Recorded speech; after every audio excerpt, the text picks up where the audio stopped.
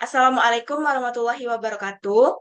Pada kesempatan kali ini, kami akan mempresentasikan tugas akhir mata kuliah akuntansi biaya yang berjudul Perhitungan Harga Pokok Produksi dan Laba Rugi pada Usaha Risol Sedara. Perkenalkan, nama saya Rifka Dwi Melani dengan NIM 2504363. Perkenalkan, nama saya Pandera dengan NIM 2504365. Perkenalkan nama saya Samratuliani Rahmi dengan NIM 250436068. Baiklah, di sini ditampilkan profil dan sejarah singkat usaha dari Risoles Dara. Risoles Dara merupakan usaha yang bergerak di bidang kuliner dengan produk utama berupa risol.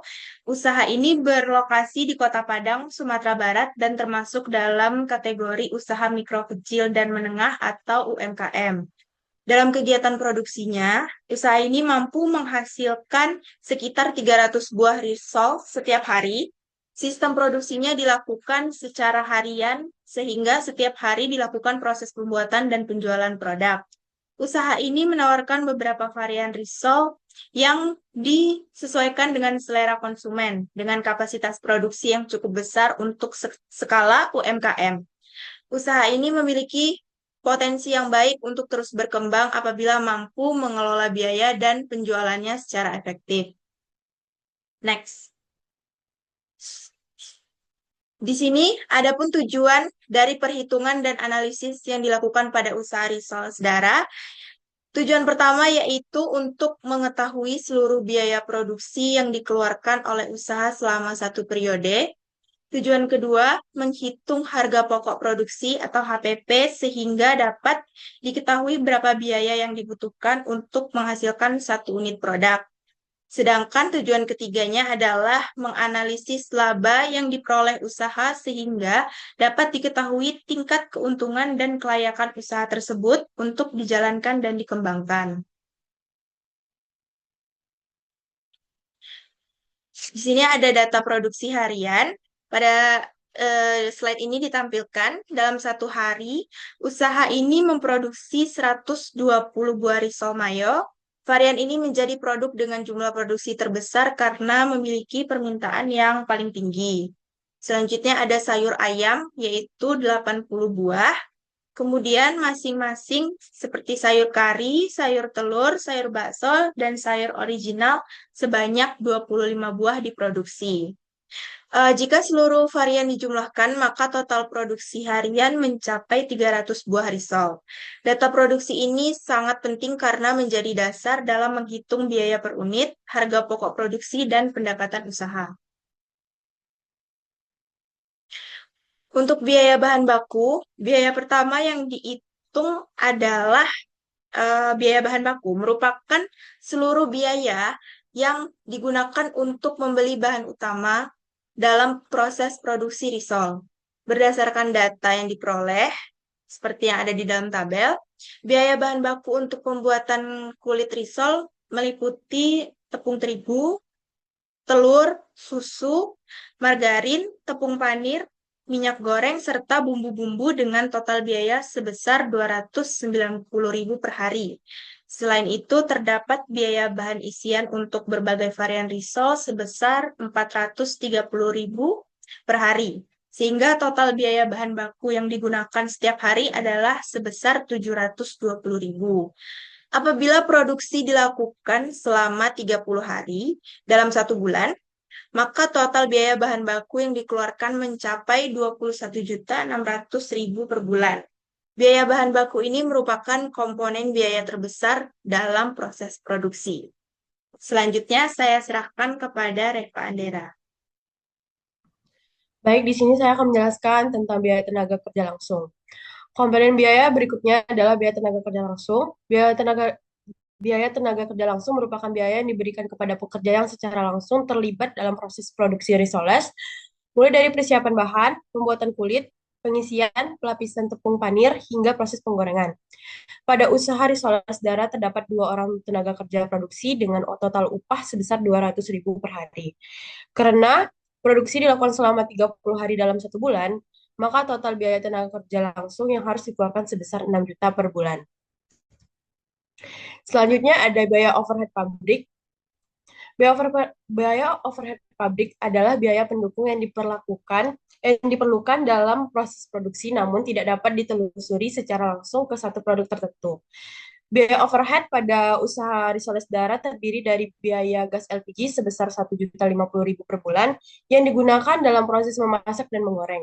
Kemudian, biaya listrik sebesar 450.000 per bulan untuk mendukung aktivitas produksi. Lalu ada juga biaya kemasan sebesar 900.000 per bulan yang digunakan untuk membungkus produk sebelum dijual. Yang terakhir ada biaya pengusutan peralatan sebesar 600.000 per bulan. Dengan demikian, total biaya overhead pabrik yang dikeluarkan usaha adalah 3 juta per bulan. Selanjutnya, saya akan menjelaskan harga pokok produksi. Perhitungan HPP dilakukan dengan menjumlahkan biaya bahan baku sebesar 21.600.000, biaya tenaga kerja langsung sebesar 6 juta, dan biaya overhead pabrik sebesar 3 juta. Jika dijumlahkan, total biaya produksi atau HPP selama 1 bulan itu 30.600.000. Dalam 1 bulan, jumlah produksi mencapai 9.000 buah risoles yang diperoleh dari 300 buah per hari, dikalikan 30 hari produksi. Selanjutnya, total biaya produksi dibagi dengan jumlah produk yang dihasilkan sehingga diperoleh HPP per unit sebesar 3.400 per buah. Artinya, untuk menghasilkan 1 buah risoles, usaha harus mengeluarkan biaya sebesar 3.400. Selanjutnya, saya akan menjelaskan harga pokok penjualan. Dalam kasus usaha risoles darah, tidak terdapat persediaan awal maupun persediaan akhir barang jadi. Dengan kata lain, seluruh produk yang diproduksi pada periode tersebut dianggap terjual. Karena tidak ada persediaan yang tersisa, maka harga pokok penjualan sama dengan harga pokok produksi yaitu 30.600.000. Selanjutnya saya akan menyerahkan kepada Semratuliani. Baik, selanjutnya adalah harga jual produk. Untuk varian risol mayo dan risol sayur ayam ditetapkan harga jual sebesar 4.000 per buah. Sedangkan untuk risol sayur kari, sayur telur, sayur bakso, dan sayur original dijual dengan harga 3.500 per buah. Perbedaan harga jual ini disebabkan oleh perbedaan bahan isian dan nilai produk yang ditawarkan kepada konsumen. Penetapan harga jual dilakukan dengan mempertimbangkan biaya produksi yang telah dihitung sebelumnya serta keuntungan yang ingin diperoleh usaha. Selanjutnya,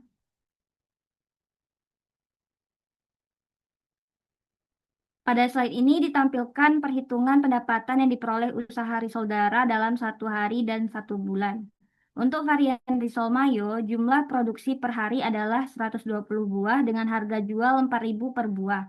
Jadi pendapatan yang diperoleh dari varian ini adalah 480.000 per hari. Selanjutnya risol sayur ayam diproduksi sebanyak 80 buah per hari dengan harga jual 4.000 per buah sehingga menghasilkan 320.000 per hari. Untuk risol sayur kari jumlah produksi sebanyak 25 buah dengan harga jual 3.500 per buah, maka pendapatannya adalah 87.500. Kemudian risol sayur telur juga diproduksi sebanyak 25 buah dengan harga 3.500 sehingga menghasilkan pendapatan sebesar 47.500. Varian risol sayur bakso diproduksi sebanyak 25 buah dengan harga 3.500. Pendapatannya juga 87.500 per harinya. Begitu pula dengan risol sayur original. Jika seluruh pendapatan dari keenam varian dijumlahkan, maka diperoleh total pendapatan harian sebesar 1.150.000.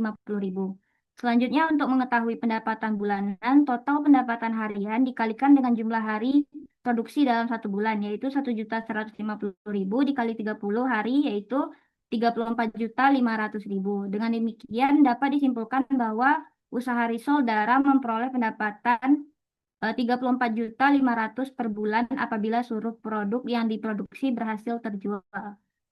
Lanjut.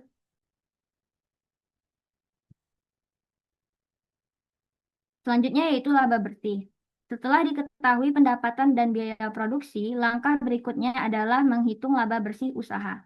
Pendapatan bulanan sebesar 34.500.000 dikurangi dengan total harga pokok penjualan sebesar 30.600.000. Dari perhitungan tersebut diperoleh laba bersih sebesar 3.900.000 per bulan. Selanjutnya dilakukan perhitungan presentasi keuntungan dengan membandingkan laba bersih terhadap pendapatan.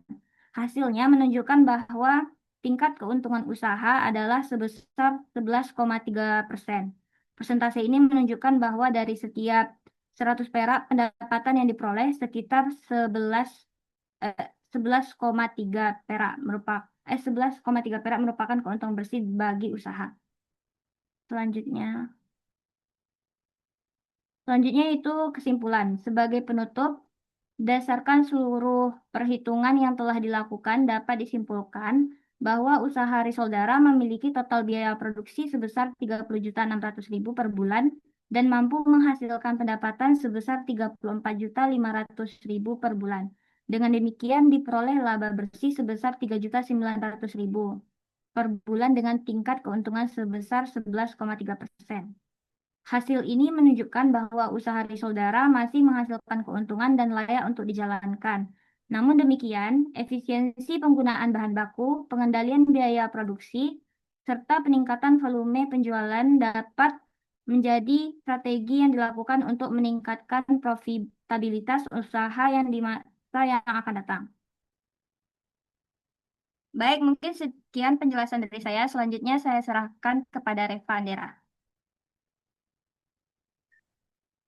Berikut dokumentasi yang kami ambil bersama pelaku UMKM Risoles Dara saat mewawancarai tentang harga pokok produksi dari Risoles Dara. Selanjutnya saya kembalikan kepada moderator. Baiklah, demikian presentasi yang dapat kami sampaikan. Terima kasih atas perhatiannya. Wassalamualaikum warahmatullahi wabarakatuh. Wabarakatuh.